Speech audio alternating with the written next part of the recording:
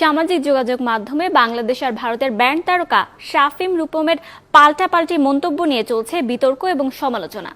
আয়োজকরাও জানিয়ে দিয়েছেন ভারতের আজাদি কনসার্টে অংশ নিচ্ছে না তাদের কেউই। মাইলসের শাফিনের ভাষায় যেটি দেশপ্রেম, ফসিলসের রূপম সেই কথা কি বলছেন ভারত বিদ্বেষ। রাশেদ আনিসের প্রতিবেদন। শাফিন ও হামিন আহমেদের দেয়া এই মন্তব্যগুলোই বিতর্কের প্রধান কারণ হিসেবে মনে করছেন রূপম। রূপমের ভাষায় এটা ভারত বিদ্বেষ, অন্যথায় শাফিন বলছেন দেশপ্রেম।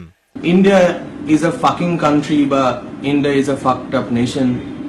এর সীমান্ত অঞ্চলে প্রহরা বসানো উচিত, সোয়াইন ফ্লু ছড়িয়ে পড়ছে, বা India is a rape capital of the world. এই ধরনের কমেন্টগুলো কিন্তু দেশপ্রেম কিছুতেই হতে পারে না।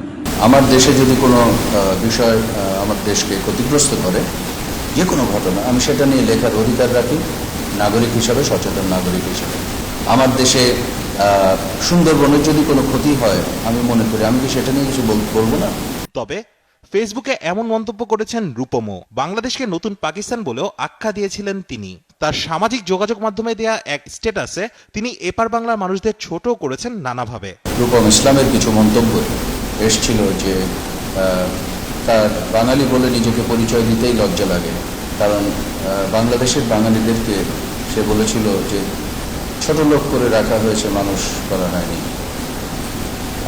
এরকম কিছু মন্তব্য, এবং এটা নাকি বাংলাদেশ নাকি নতুন পাকিস্তানের অভ্যুদয় হচ্ছে সে লক্ষ্য করছে গত কয়েকদিন ধরে। আর রূপম বলছেন, গেল বিশ্বকাপে বাংলাদেশ ভারত ম্যাচের পর থেকেই মাইলসের ভারত বিদ্বেষের শুরু। এরপর নানান সময় শাফিন ও হামিন আহমেদের মন্তব্যকে ভালোভাবে নেয়নি সেই দেশের সঙ্গীতপ্রেমী অনেক সমর্থকই, দাবি রূপমের। জনগণ তাদের কথায় যুক্তি আছে, তারা মনে করছেন না যে সমস্ত কমেন্ট তারা পড়েছেন সেগুলো দেশপ্রেম,